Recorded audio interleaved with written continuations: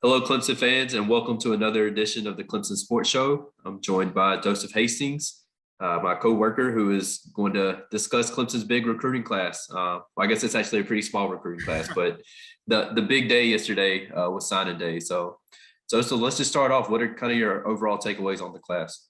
I mean, it kind of sucks because you saw schools like Jackson State flipping Travis Hunter and then Alabama adding 5 players, including Elias Ricks. And you had all this drama. Texas somehow goes below 500 and they sign a top 5 class as of right now. But they just stayed pretty quiet for most of the day. There was nothing going on that was too out of the ordinary. I know Jaren Kanak didn't sign. That was probably the biggest surprise for people. And even then, it wasn't that much of a surprise.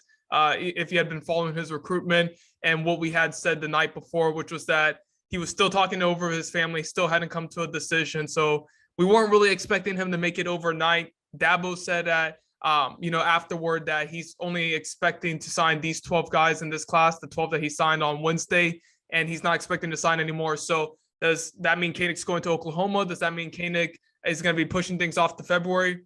Who knows? But it was a really quiet day for Clemson. They missed out on Curtis Perry.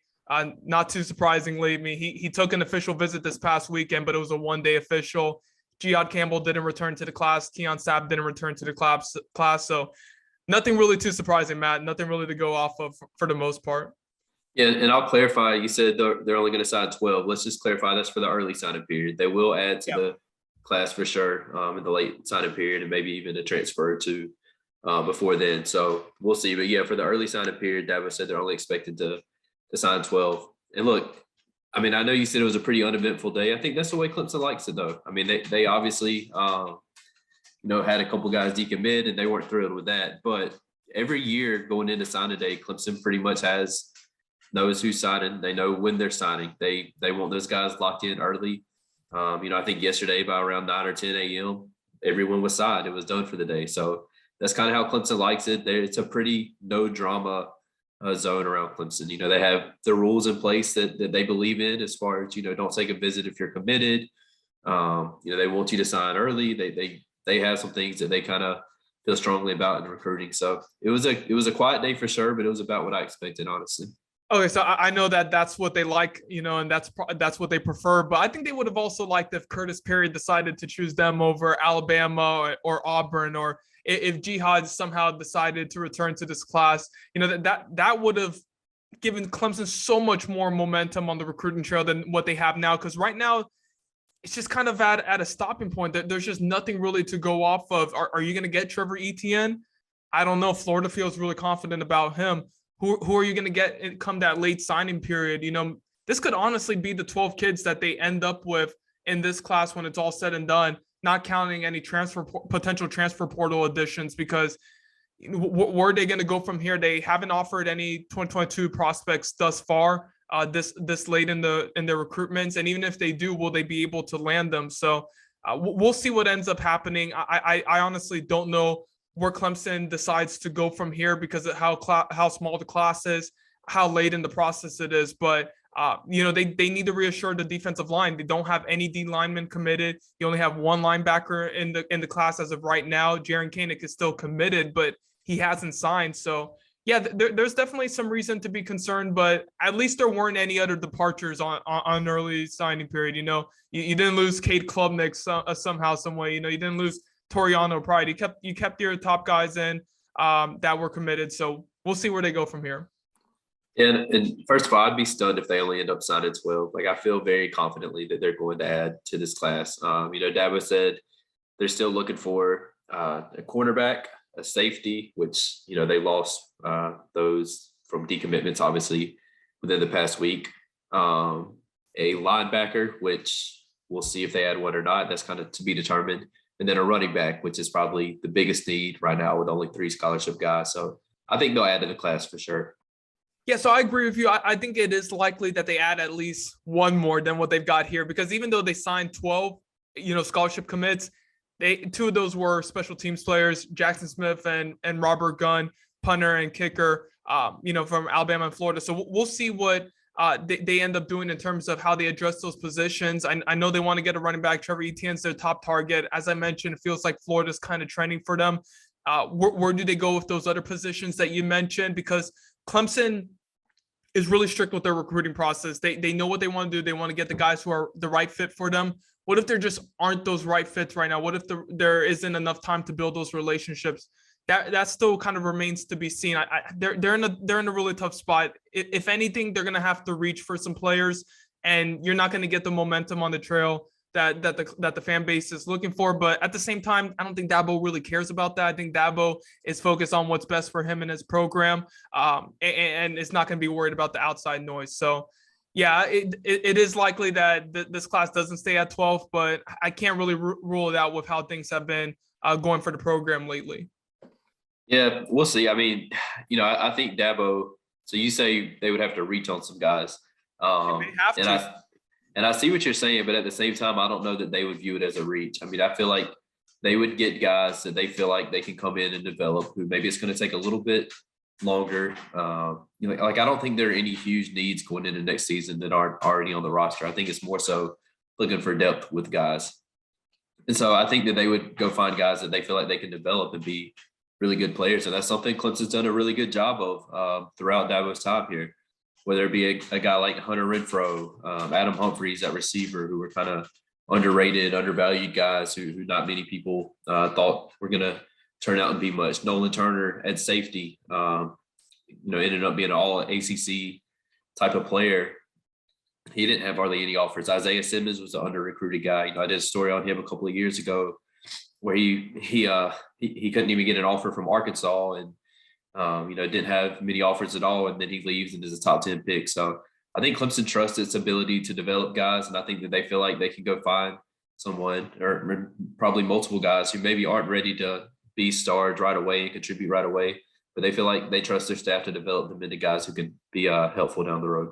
So Matt, I kind of watched this from the outside looking in because I was covering Florida at the time, but what was Clemson's offense with Kelly Bryant versus what it was with Trevor Lawrence? It was absolutely night and day, right?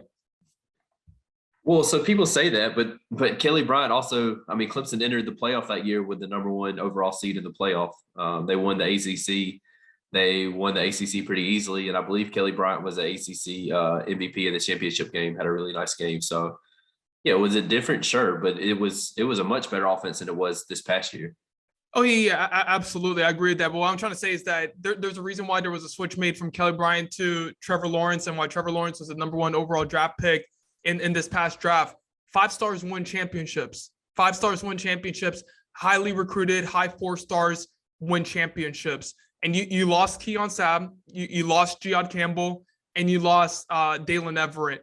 And who are you going to replace them with?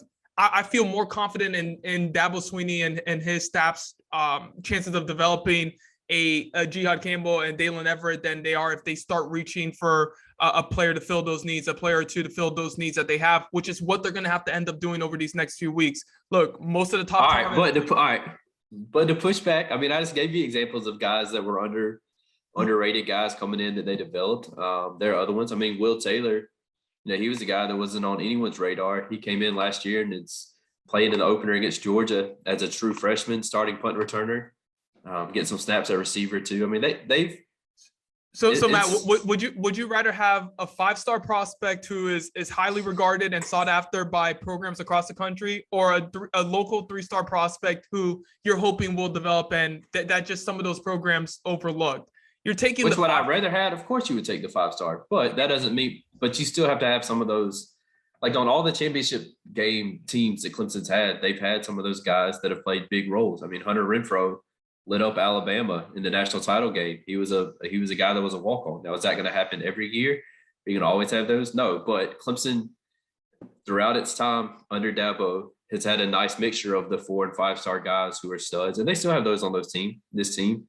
And in this class, I mean, Cade Klubnik's a 5-star guy. Jada Lucas is right there. High 4-star guy. Toriano Pride, the same thing. They still have some of those. They had some of those last year. You'll get Brian Brzee back next year, the number one overall player in the country a couple of years ago. I mean, they still have a lot of talent. Tyler Davis expected back. Will Shipley, one of the best running backs in the country last year. So, I mean, there's still a ton of talent on that team. And, of course, you would rather have the 5-star guys. I'm just saying that I think Clemson, as much as probably anyone that's a title contender, trusts its ability to go out and find these right fits, these 3-star and 4-star guys who maybe aren't ready right now, aren't 5-star level, but they feel like can help. So yeah, of course you would rather have Keon. Of course you would rather have Dalen and those guys. But at the same time, I think that they could still find some guys that can help the program, would be my pushback. They probably could. It's just if you were to take 100 5-stars and 100 overlooked guys, a high 3-stars, low 4-stars, and you were to look at the success rate amongst them, the percentage of success is going to be a lot higher with those 5-stars than it is going to be with those high 3-stars, low 4-stars.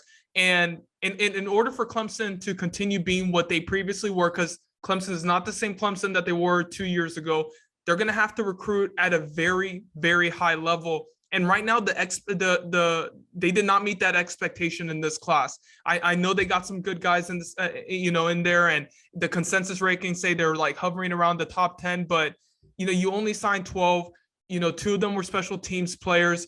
You're probably going to have to reach, at least in the perception of the fan base, you're going to have to reach for some guys, because if they weren't offered by now, there's probably a reason why. Like if Dalen and Jihad and Keon all signed in this class as was expected to, then you're not going to have to reach for those guys and try and replace them. So yeah, I think it's a healthy conversation, a healthy debate there that we just had. And you can make the argument either way.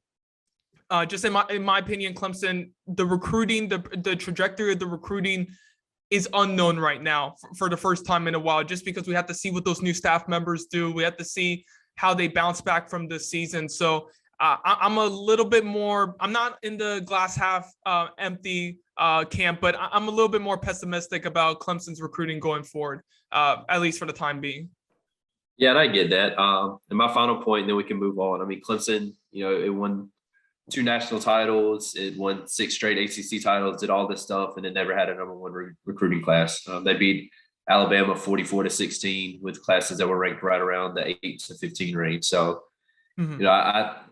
this class isn't going to be number 1 for sure. It's probably not going to finish in the top 10. But I still think it could be a really good class. And you also had Deshaun Watson and Trevor Lawrence there. And then you also had Brent Venables coaching the defense. So hey, Cade Klubnik. I like Cade Klubnik. I told you I like. I mean, he's higher rated. He's higher rated coming out than Deshaun was. Okay, that's a good point. And honestly, Dabo compared him to Deshaun, said he's a little bit faster. We'll see what happens with Cade. The thing is, I don't think he's going to be ready to come in necessarily and have an immediate impact, just because I don't think he's physically there. So if you have DJ and DJ continues to have the struggles and regression he showed this past season, and Clemson goes 8-4, what does recruiting look like then? It's gonna. It all depends. This all hinges on the 2022 season, in my opinion. How do they look in 2022? How does Wes Goodwin look? How does Brandon Streeter look? It's all going to hinge on that. So I'm really excited. I'm really excited to see what they do. Yeah, I agree with you in that part for sure. I mean, recruits are going to be paying very close attention to what the offense and defense looks like next year. One off year with the offense like this past year is understandable. It's going to happen some. But if you have another year like that, and you didn't go out and hire a new offensive coordinator, and recruits are kind of hearing from others, this is just what the Clemson offense is now. It was just so good because of Trevor and Deshaun. There's going to be recruits that are going to pay attention to that. Same thing with defense. I mean, if it goes from here with Brent Venables, all of a sudden it's taking a huge dip under Wes Goodwin, and recruits are worried about coming and playing at Clemson and playing to that defense. I mean, and we talked about this on a previous podcast, but recruits wanted to come play for Brent Venables. They wanted to come play for his system. He's great at putting guys in a position to succeed. Dabo has said that Wes can do the same thing. We've talked with former players that think he can do the same thing, but now he's got to go and do it. And yeah, I agree with you. This next season will be huge as far as recruiting and the trajectory of the program. Yeah, and I'm just really interested in seeing if Wes can pick up the slack in terms of the void that Venables left from a recruiting standpoint. Venables is just a very likable guy, relates well to the recruits, just an experienced guy on the trail. Wes Goodwin doesn't have that experience, and I'm not knocking him for that. Of course, can't make up for 20 years of recruiting experience that Venables left, 2 decades worth of experience, all in the span of a couple of months. So I'm not expecting him to do so, until the national signing day in February. But for 2023, it's going to be really interesting to see how he does, how he recruits on the trail. Can he relate to recruits, or do they just not really have him in that position? Maybe he comes in every now and then, but Mickey Conn is the primary guy. Mike Reed and Todd Bates are excellent recruiters still on the staff. Keeping them was really great for Dabo and company. So yeah, I think from the recruiting standpoint, there are going to be some things that need to be changed. Does Dabo fully embrace things like the name, image, and likeness? Probably not. Does he fully embrace the transfer portal? Probably not. So will the Clemson way persevere? We'll see. I'll say definitely not on that one. I don't think Dabo's ever going to go full in on the transfer portal. And you touched on it a little bit, but yeah, I mean, I would say that, this staff. Is Wes Goodwin known as a great recruiter? No, he hasn't. He's not known as an anything recruiter because he's never really done it. Mm-hmm. But there are some still really good recruiters on the defensive side of the ball. Todd Bates, Lemetsky Hall, Mickey Conn, and Mike Reed in particular, who had a great defensive backs class and still signed a really good one, even with a couple of guys leaving. I mean, those guys are all experienced. They've all been out on the trails. They've all won some big battles with other schools. Mickey Conn. The job he did with Andrew Makuba as a true freshman this year, he was defensive rookie of the year in the league. RJ Mickens is developing well. That safety group really in general. I mean, he helped develop Nolan Turner. That group really played well this year. So I think that it's still a really good staff, even with Brent leaving. I actually wrote a story about that on ClemsonSports.com today. I would encourage y'all to check it out. Dabo said that he doesn't think there's going to be some huge drop off. That they still have really, really good coaches. He said, Brent will be the first to tell you he wasn't the only reason why we were successful on defense. That these assistants deserve a lot of credit as well.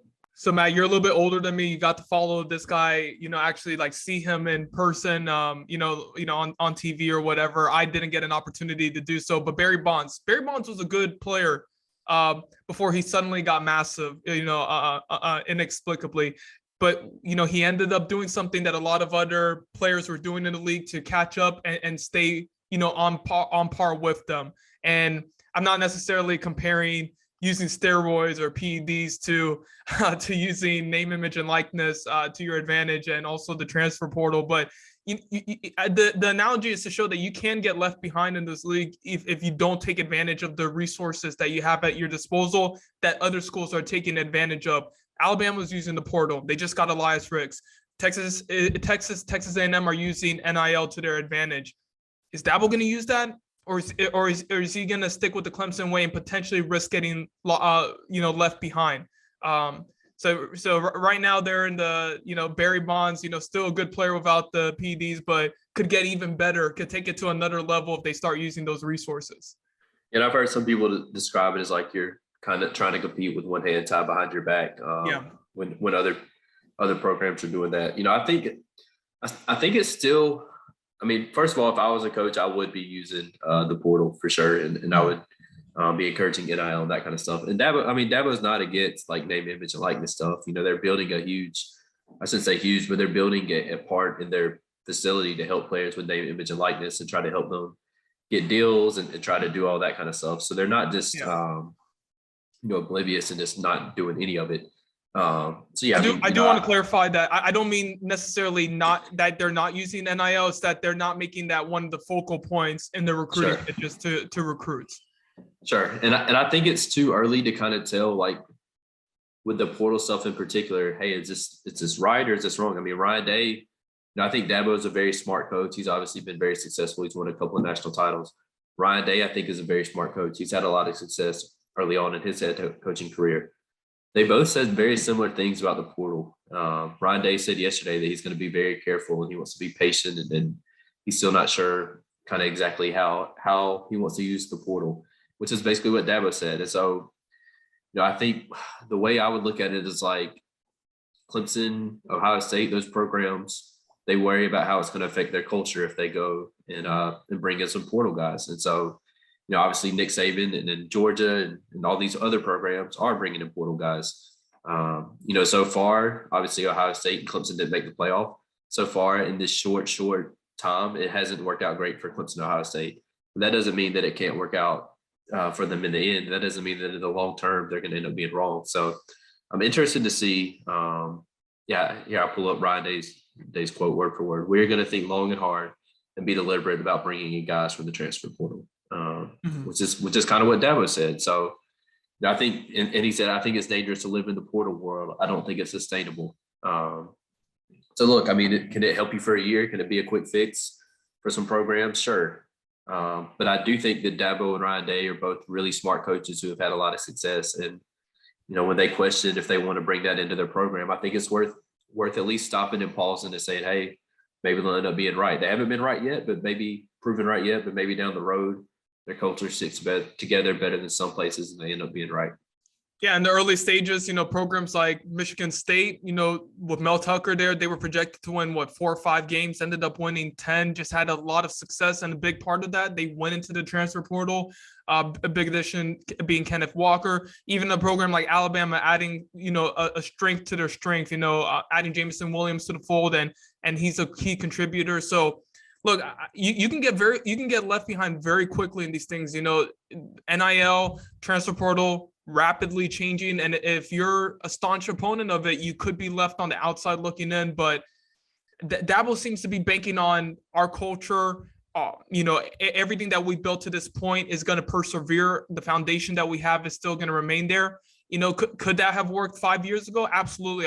We probably wouldn't even be having this conversation if they stuck with their old ways. But now you've got people like Nick Saban, who's in his early 70s. You would think that it would be the other way around, with him and Dabo, that, that Dabo is the older coach and not as willing to go into the portal and things like that. And Nick is the younger coach who's more willing to embrace it. But that's not the case. And that's why Nick Saban, who's another one of his proteges, Jimbo Fisher, using NIL and taking advantage of those things, and Steve Sarkisian, what he's done at Texas in this class, and Kirby Smart, what they've been able to do too at Georgia. There's a reason why they've been able to have success in some of those areas of NIL and transfer portal. They're just willing to adapt.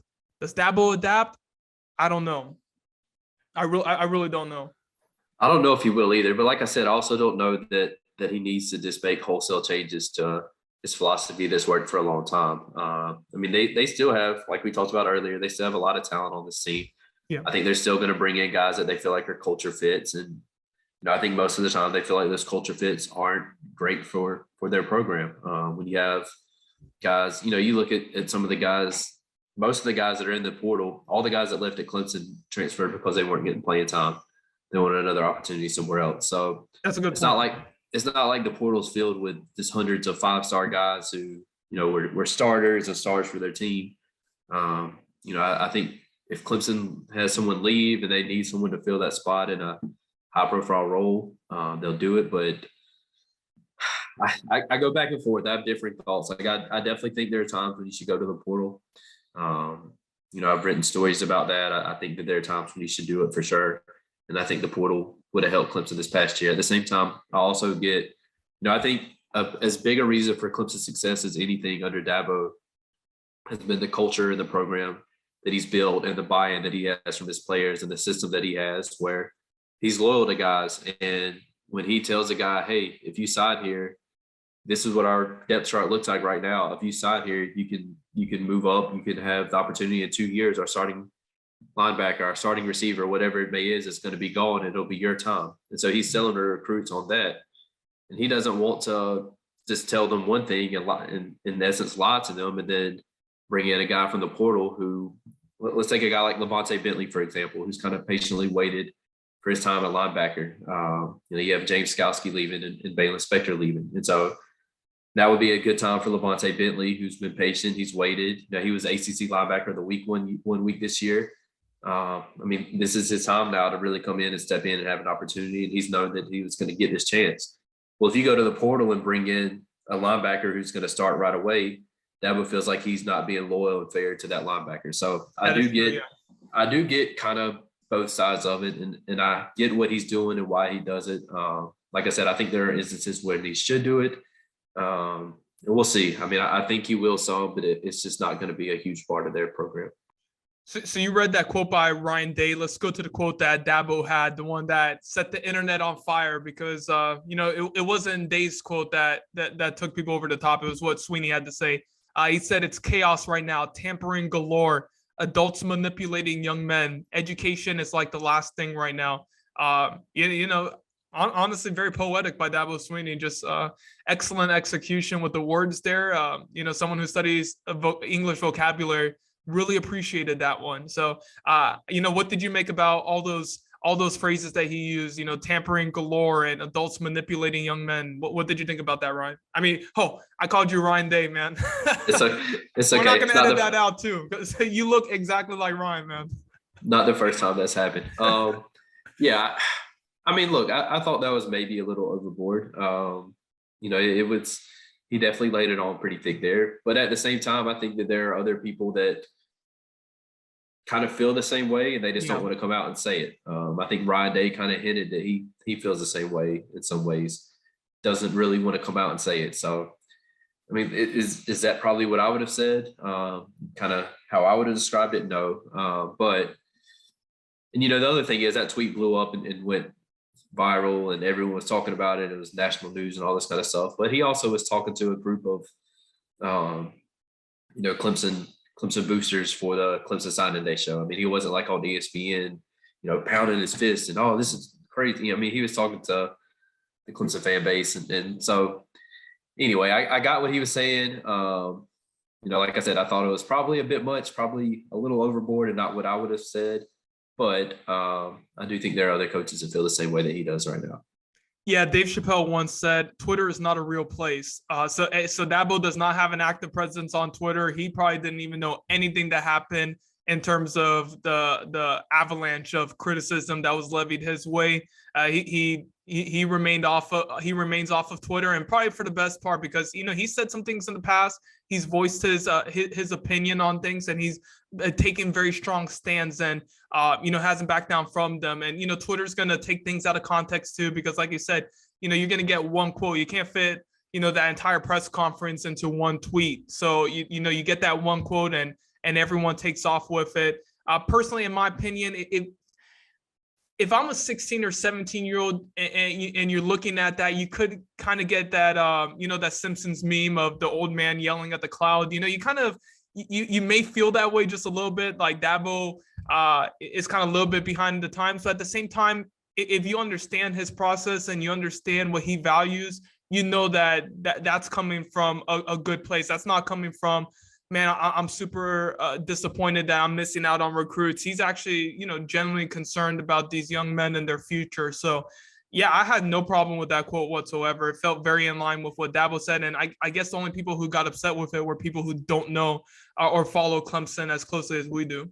Yeah. And look, like Dabo wasn't saying something new. I mean, he's been saying this basically the same stuff for years. And it's not like the guys that Clemson lost. Like, it's not like he's worried about, no offense to those players, but it's not like he's worried about these guys that transferred from Clemson. I mean, that's not going to hurt the program, the fact that they lost some guys that were in third, fourth, fifth string in most cases. I'm not going to call out any players by name or anything, but they just weren't guys. Even this past year with all the injuries and everything Clemson had going on, they, for the most part, weren't seeing much playing time, if any at all. So it's not hurting Clemson right now. I don't think that he's, saying all these things because Clemson's getting treated unfairly and Clemson's being manipulated and all this kind of stuff. I think that it's more so just in general where college football is right now, he thinks isn't in a great place. And he's brought up several times that there are players that enter the transfer portal and end up having nowhere to go. They get replaced by a high school prospect or now there's COVID years, these guys that enter the portal. Some teams don't have scholarships to offer because guys are sticking around for COVID years, so they enter the portal and want to go transfer somewhere, and now they have nowhere to go. So I think just in general, Dabo doesn't love where college football is right now and kind of expressed that yesterday. Yeah, and he also got to talk a little bit about the 2022 class, the players that they did end up signing. Matt, what was your overall takeaways from what he had to say about some of these future Tigers? Yeah, he called it the Dandy Dozen. Just a pretty small group, but he's really happy with this class. The first thing that stuck out was just the way he talked about Cade Klubnik, because he called him magic, he called him special. Said he reminds him, like we mentioned, a lot of Deshaun Watson, which is obviously very high praise. So that definitely stuck out, just hearing how he talked about him. And he didn't rule out saying that, yeah, it's possible Cade comes in and competes for the starting job right away next year. So I thought that was interesting. We talked about the needs that they still have. I thought, just want to. He said it doesn't take a rocket scientist to know that we need a running back. So it seems like that's probably the most glaring one. And linebacker and safety and cornerback they'd like to add as well, but running back for sure. That's at the top of that list. That's interesting with Phil Maffa, Will Shipley, Kobe Pace. I mean, is it that big of a need? I get it for depth concerns, but yeah, I think it's just for depth concerns. And then, a couple of years from now, you don't want to have to rely on a true freshman to come in and be the guy right away. But yeah, I mean, they had 3 running backs banged up at one time this past year. I think about that Louisville game. They were kind of bringing guys in and out and just trying to find anyone who could go in the game and give you a few plays. So, I think they typically want to have probably 5 running backs on scholarship, 5 or 6. And right now they have 3. So not a great situation at the moment, running back wise. Yeah, I mean, you're not really looking for someone to come in and be a starter. So I don't think you necessarily want to go to the portal and find a guy that's going to come in and compete for a starting job, but definitely add someone depth wise. So, and that's going to make it tough for someone like Trevor Etienne because he knows going into the situation, he's going to have a hard time over these first couple of years getting playing time at the running back position. Maybe, you can convince him on going to the slot because, he has like receiver like hands and mixing it up just a little bit, but it's going to be a tough pitch to Etienne on that front. Yeah, and it's not going to be a situation like with Travis Etienne where he came in and just was a day one starter. I mean, Will Shipley we saw last year is one of the best running backs in the country, I think. Going into next year, has a chance to be really, really good. Kobe Pace really impressed me. Had a great game against South Carolina to finish off the regular season. So, and then Phil Maffa obviously as well, a freshman right now. So, yeah, there's a lot of competition at running back, and you can understand if Trevor decides, hey, I'm going to go elsewhere and go somewhere where there's more clear path to playing time. I think he still feels like we talked about the couple of defensive back commits, so they still got a really good defensive back class. He compared Jaden Lucas to AJ Terrell, maybe even a little longer. And watching Lucas on film, I agree. Like one thing that sticks out is just how fast he is, which is something Dabo mentioned. But man, he really closes quick in a hurry. He reminds me of Andrew Booth in the physicalness he plays with tackling. He's not afraid to come up and make tackles. So that stuck out to me. Talked about the offensive linemen and how they played to the whistle. And then it was interesting. Matt Bachworth talked last year about needing some more nastiness and attitude on the offensive line. And I talked with Dabo about that. And he said that he feels like both of these guys definitely bring that. So small class for sure, but I still think it met some needs and a pretty good class overall. Yeah, I got to actually spend some time with Colin Sadler and his family earlier this week, and got to kind of see some of the things that he did to improve his game, starting off from a freshman and then going over to Greenville High School in his sophomore year. He works out like in a barn area, has his weight equipment there.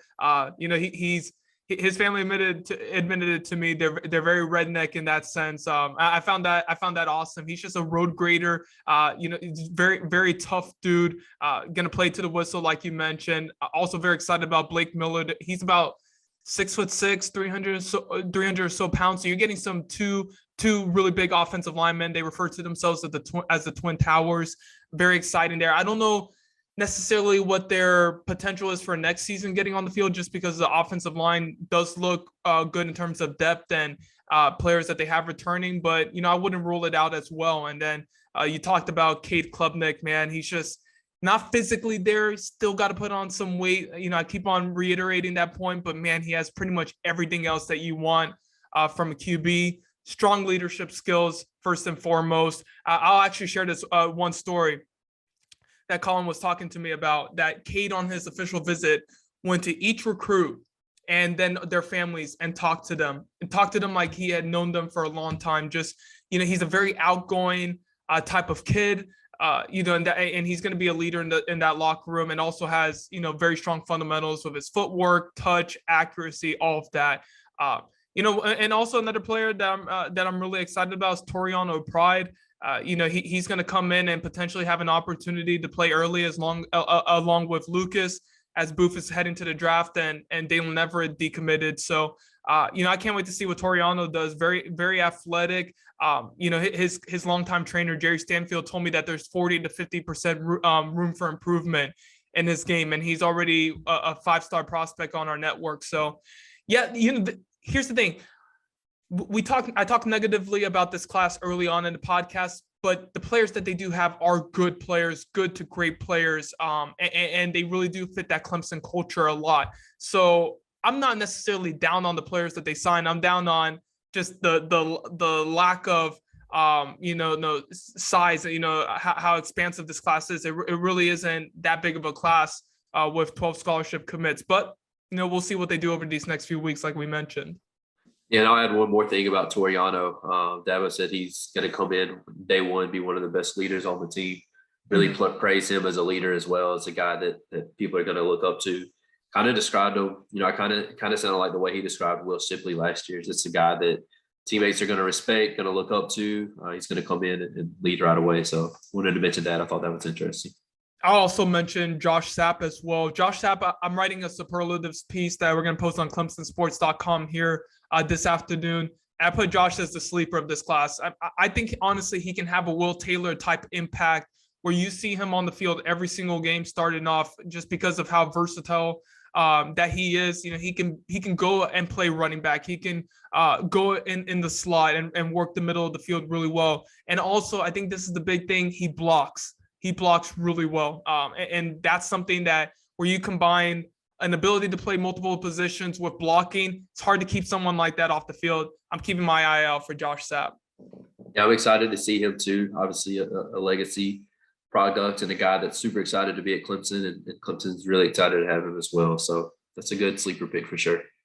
Absolutely. Really good class for the most part in terms of the players that they were able to sign, and also you got Jackson Smith, number 1 punter, in the country. Robert Gunn, really good field goal kicker. He's going to be replacing BT Potter after next season because BT is coming back, of course. So yeah, some reason for optimism there. But once again, there are concerns just in terms of how the numbers are going to work and the depth. But in terms of who they're putting out on the field, the starters that they're putting out, I think Clemson will feel really good about that come 2022.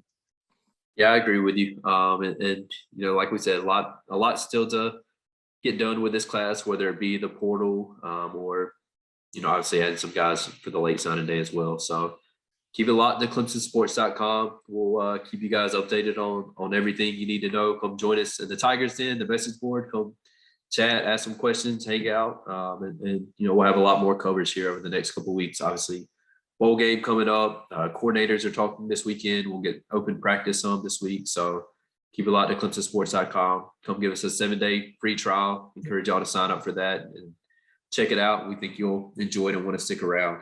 But yeah, thank y'all for joining us, and we'll see you next time. See y'all next time.